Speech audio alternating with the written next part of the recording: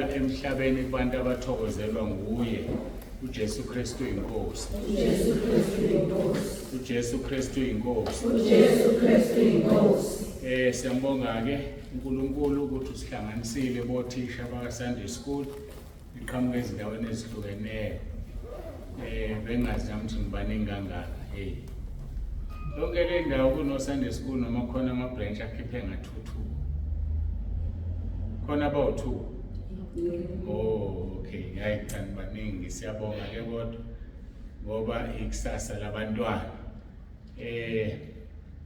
Sibonga ukuthi nifikile niphephile. uNkulunkulu wanigcina endleleni, siyanifisela ukuthi uNkulunkulu abe nani kulo 2.5 days noma 1.5 day, I don't know. Kodwa uNkulunkulu abe nani anigcine. Ngicabanga ukuthi ngcono siqaleke ngomkhuleko bese ke siya ezweni lenkosi elibizwa ukuthi devotion. Futhi kufanele libe lifushane. Ngokwe program benikezwe 30 minutes kodwa ngikholwa ukuthi ngizofika lapho. Kodwa nje i-devotion umkhuleko onezwi phakathi. Ngicela ukuthi sikhuleke. Baba, egameni likaJesu ophilayo, uNkulunkulu wethu onomusa, siyazithoba phambi kobuso bakho, siyabonga ukuthi ubagcinile abantwana bakho baze bafika. Ngiyakhuleka Nkosi egameni lakho, sithembisile kuJohn 14:14 wathi noma yena sicela egameni lakho uzosenzela ukuba ube kanye nabo kukho konke abazokufunda, kukho konke abazokwenza, kubasize emsebenzini wabo omkhulu kangako banikeze wona wokwakha izingane zakusasa, abazali bakusasa, okwakha ibandla lakusasa. Uma wena ungakabuyi ukulanda leli bandla, siyacela ke uNkulunkulu wethu ube nabo, bagcine nasekulaleni kwabo isikhathi abazosilala, ube nabo, siqalekise imoya, amadimoni, amadevil, shiphaza, amasathanisi, awanasabelo, sifafaze igazi lakho Nkosi ebaleni, egcekeni, phezu kwalendlu, ngaphakathi ezindlini zonke, yonke indawo siqalekisa amandla kaSathane. Iba nabo ke Nkosi, uma kukhona okwenzakalayo ngokube uwena ukhulumayo nabo, uzambule ngendlela osithanda ukuzambula ngayo. Siyabonga ke Nkosi namanje kuleli izwi esingena kulo, sicela wena ube kanye nathi ngoba uNkulunkulu ophilayo, uJesu Kristu inkosi. Amen. Inkosi ephakemeyo,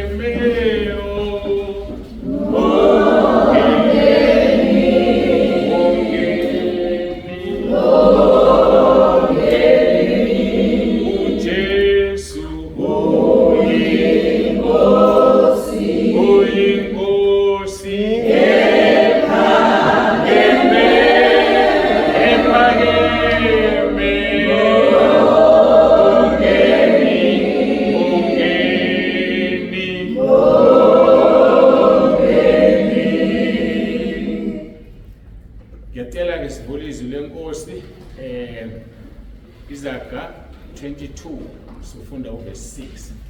Izaga 22 sizofunda uverse 6. Izaga 22 sifunde uverse 6.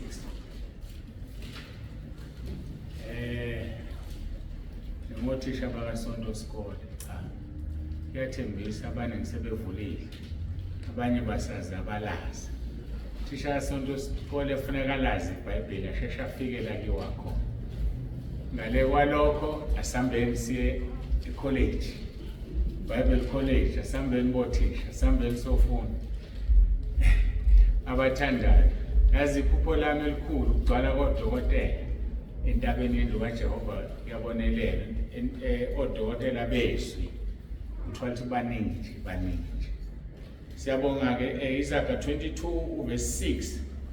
Isihloko ke sale devotion yami sithi khulisa umntwana ngendlela angayikusuka kuyo. Khulisa umntwana ngendlela angayikusuka kuyo. Ngiyathemba ke lenkonzo izobasiza nabazali emakhaya. Ayilona yothisha bodwa, yawonke umuntu onomntwana okhulisa umntwana. Fundeka kanjena kuverse 6. Khulisa umntwana ngendlela eyakuba ngeyakhe, kuyakuthi lapho esekhulile angasuki kuyo. Njengothisha-ke bakaSonto Sikole sinomsebenzi uNkulunkulu asinikeze wona wokuthi ngamasonto sitshale izwi lenkosi kubantwana. Ngiyazi isikhathi esiningi ingane zihlala nothisha basesikoleni la kufundwa khona imfundo yasemhlabeni.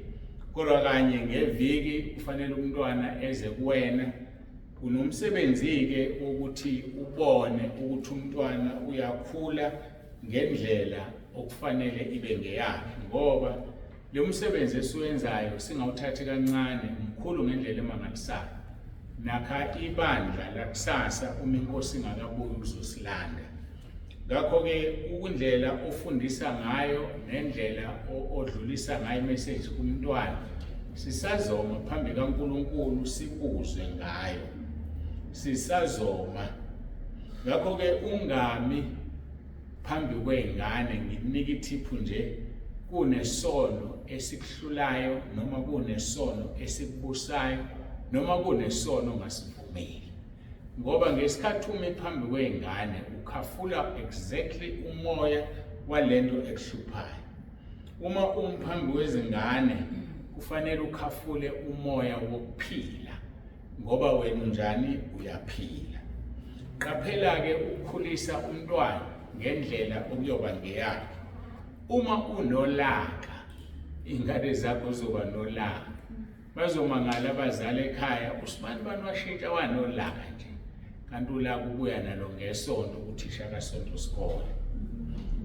Isimo oyisona yazi ukuthi ingane izokhula ngayo leyo ndlela. Ngakho-ke umuntu nomuntu ufuneka azibuze athi ngimondla ngani lo mntwana. Njengoba ephambi kwami nje ngimondla ngani. Yebo uyamondla ngezwi kodwa wena uphila impilo enjani. Lo mntwana uyikusasa lasentabeni yendlu kaJehova kuyabonelela. Lo mntwana silindele ukuthi uma ekhula angakhuli azonde inkolo noma azonde ukukhonza uNkulunkulu ngenxa yokuthi waphendulwa uthisha kaSonto Sikole esikoleni wayeseyakuzonda ukukholwa. Siyabazi abantwana abanjalo amzulisha ibandla. Khona abantwana abathi uma bephumile kulelo bandla bangafisi lutho olutho uNkulunkulu, abafisi ngisho ukuvuma izono, abafisi lutho nje ngoba ayisetshenziswanga leyo nto ngendlela efanele kulelo bandla. So-ke ngamanye amagama izinto esizenza kubantwana zisemqoka ngendlela emangalisayo. Uma ufunda base-Efesu chapter 6 verse 4 uthi nani boyise ningabathukuthelisa abantwana benu kodwa nibondle ngokuyala nangokuqondisa kwenkosi. So umntwana uma ephambi kwakho kaSunday School yazi ukuthi uyamondla. Kukhona lokho azokuthola ngoba enkonzweni uma kuwukuthi baphuma bayajoyina inkonzo kukhulunywa izinto kwesinye isikhathi abangazizwa ezingaphezulu kwamandla abo. Thina kuSunday School kufuneka sehle siye kwilevel yabo sikhulume into abazoyizwa kodwa sibondle ngokuyala nangokuqondisa kwenkosi. Ubusuzibuza from time to time ukuthi ingane ngizondla ngani. Yini lena engizondla ngayo ingane. Ngoba uma ungamondli njengokusho kwezwi ngamanye amagama sizoba nenkinga. Izwi lenkosi uKolose 3 verse 21 licishe lifane nawo Efesu 6 verse 4 lithi boyise ningabathukuthelisa abantwana benu ukuba bangadangali. Bayadangala abantwana uma sibathukuthelisa. Umntwana odangeleke akathumeki. Uzothola ukuthi uma simdangalisa thina eSunday School ekhaya uzoba ingane engathumeki kanti kuwumphumela wethu thina eSunday School. Umntwana odangele uba nolaka nje phatha useshaya ezinye ingane akezwa unalokho kanti umntwana odangele njengoba ithi izwi lenkosi singabathukuthelisi abantwana ukuze bangadangali. Ngoba ukuthukuthelisa ingane kwenza ingane idangale. Umntwana odangele uba reserved, akahlali ejabule bayadlala abantwana yena akadlali uba reserved. Lento ifana nokuthi umntwana ohlukumezekile ngokocansi akadlali nezinye izingane, uhlale yedwa, uyayibona lona. So ke nathi ke ku Sunday school asenze sure ukuthi sifundisa izingane kahle, ukhululekile, i-condition i-relaxed. Uma kukhona okukulimazile noma ukuphathe kabi, angamane uSunday school angabikho ngalelo langa uma engekho ngakubambela. Ngoba uma ikhona into ekuphazamisile, sisemhlabeni sinezinto eziningi, baba wekhaya noma izingane zizograspa izingane lokho zihambe nakho. Umntwana odangele sengishilo ushaya ezinye izingane uyalwa. So leyo nto leyo izomanifesta lapha phambi kwakho, izomanifesta umntwana esesekhaya.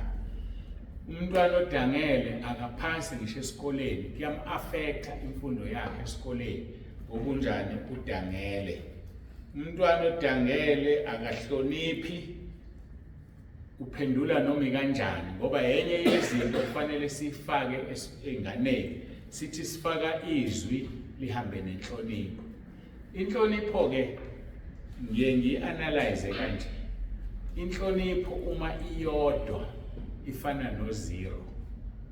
U-0 uma eyedwa as a number akasho lutho, akana value.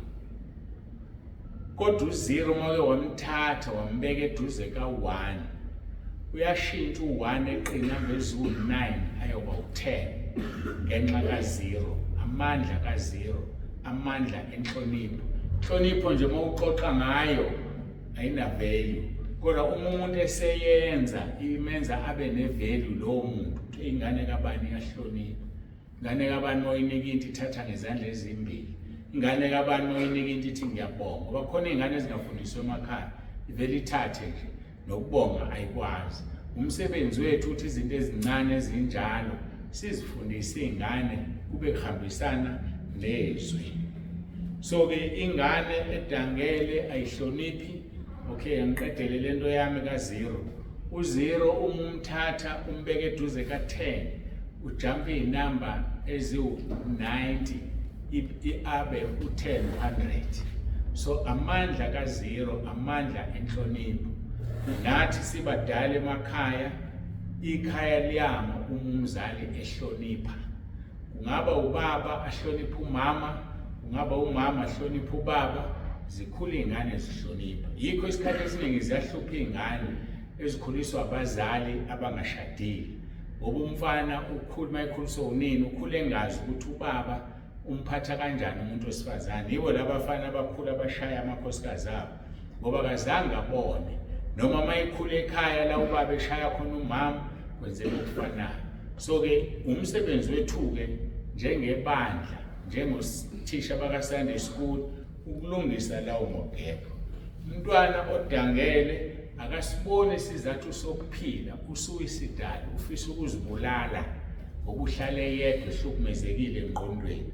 So ke thina kufanele singabathukuthelisa abantwana, futhi sikwazi ukumbona umntwana mayihlukumezekile ekhaya, uxoxe naye emva Sunday school, umbuzo uthi yini kwenze njani, umfundise ukuthandaza, umfundise uRoma 10:9, thandaze, ngoba ngeke vele siqhambukele ezindabeni zasemakhaya.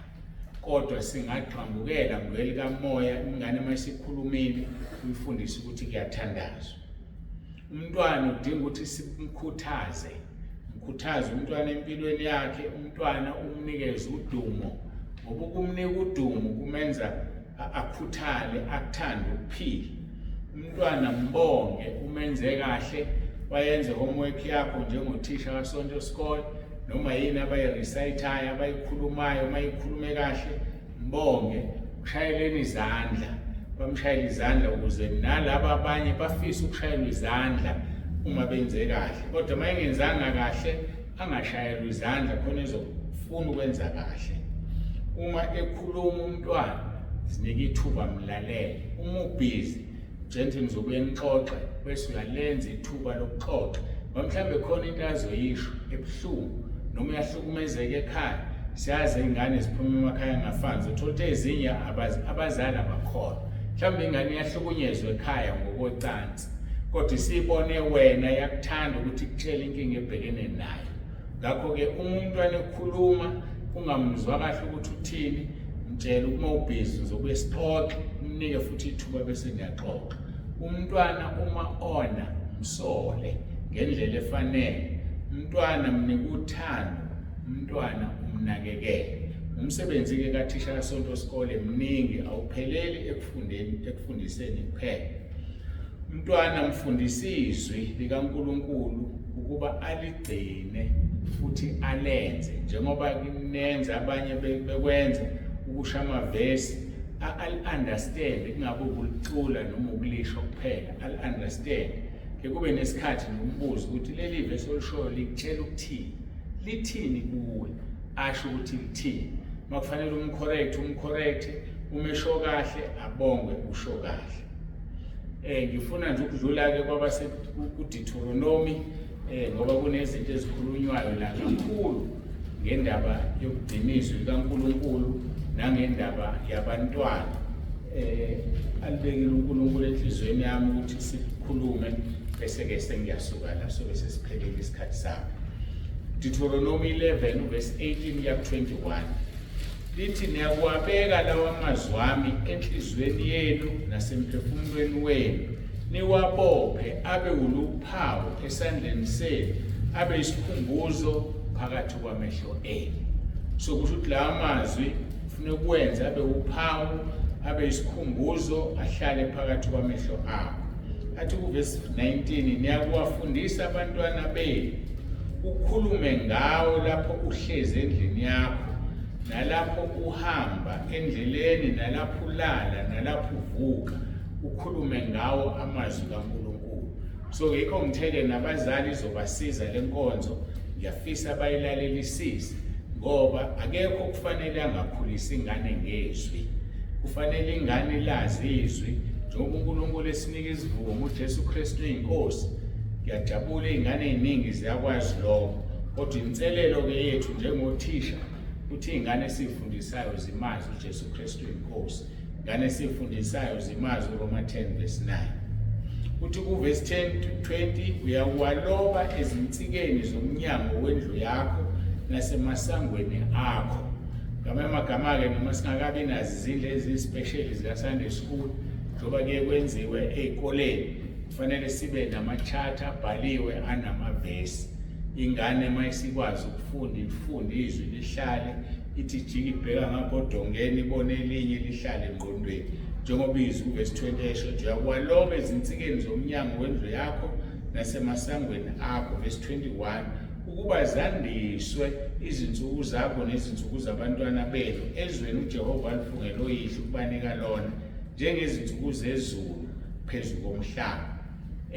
Liyamangalisa-ke leli zwi, lingimangalisile ngoba bengingalazi ukuthi ngenxa yokwenza lento ekhulunywa kuverse 19 and 20, kwande insuku zakho njengomzali, kwande insuku zakho njengothisha. Zithi zande izinsuku zengane, kuthiwa abantwana hloniphani abazali benu ukuze insuku zenu zande ezweni.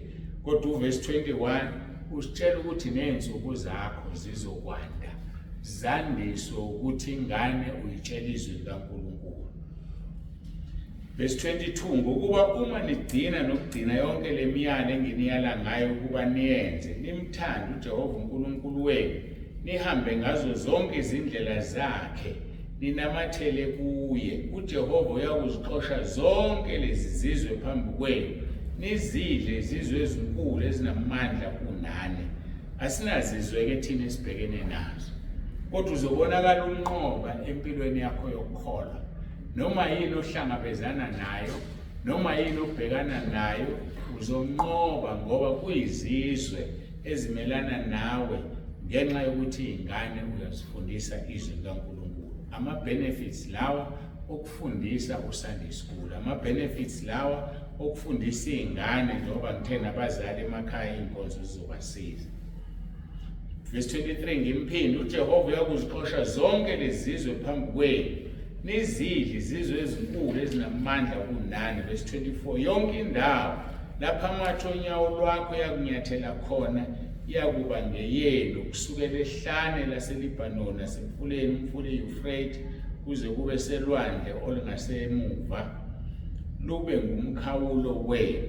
Akuyibakho umuntu ongema phambi kwenu uJehova uNkulunkulu wenu uyakubeka ingebhe novalo ngani ezweni lonke niyakunyathela kulo njengalokhu akhuluma kini.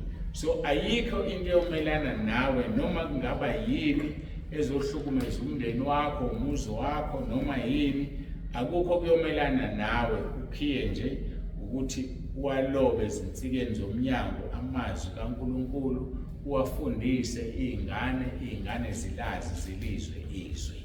Ilokho kuphela ke ebengiphathele khona, uNkulunkulu anginikeze khona.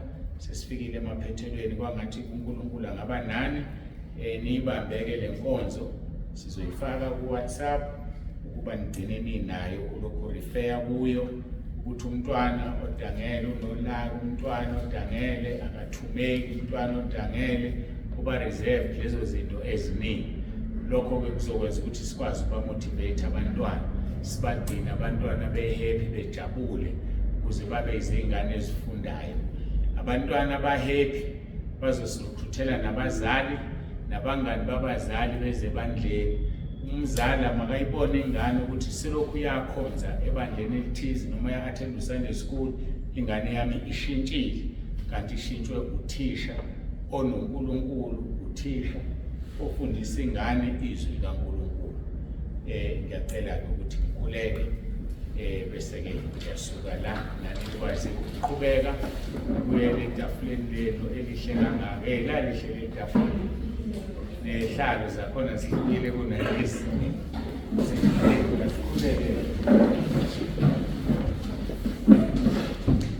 Babona umleyo babongcwele, uNkulunkulu onomusa, siyabonga ngalawo mazwi amafushane. Siyabonga Nkosi kakhulu, siza abantwana bakho ukuba babe isandla sakho, babe umlomo wakho, babe amehlo akho kulezi ingane zebandla. Ngiyakhuleka uNkulunkulu wami ubasize, kube yilo naloyo umuphi ukunqoba njengoba ushilo ukuthi uma befundisa abantwana azikho izizwe ezobhekana nabo. Siyazi izizwe esibhekene nazo eziholwa yisitho esinguSathane, ngoba sisebona abantwana bakwa-Israyeli ababehamba ehlane, kodwa sihamba ehlane likamoya. Balekeleleke Nkosi, kukhona konke abakudingayo, banikeze amathuluzi. Sikhulekela nothisha omkhulu ozobahola kule workshop, siyayikhulekela Nkosi, ngiyacela ube kanye nabo zonke lezi zinsuku bekhona. Kube izinsuku abangezukuzisola ngokufika kwabo, kube izinsuku abazozijabulela ukuthi khona abakutholile, khona abakufundile, abazodlulisela kubantwana ukuze abantwana babe sezingeni elihlukile kunamazinga ezinye ingane ezingayi ku-Sunday school. Siyabonga-ke Nkosi, udumo sinikeza wena lonke. Iba nabo-ke kusukela manje kuze kube yisikhathi ababuyela ngasemakhaya, ubagcine ubalondoloze. Ibanikela kuwena ngoba uNkulunkulu ophilayo. Babiyele Nkosi ngezwi lakho, amaHubo 34 verse 7, amaHubo 17 verse 8, amaHubo 139 verse 5, no-Isaiah 54 verse 17. uJesu Kristu inkosi. Amen. Emushe umsebenzi yonke imihla ngisela, angishonga zona ezekuyo, khona kuthi mangiqeda sengilizwa igama.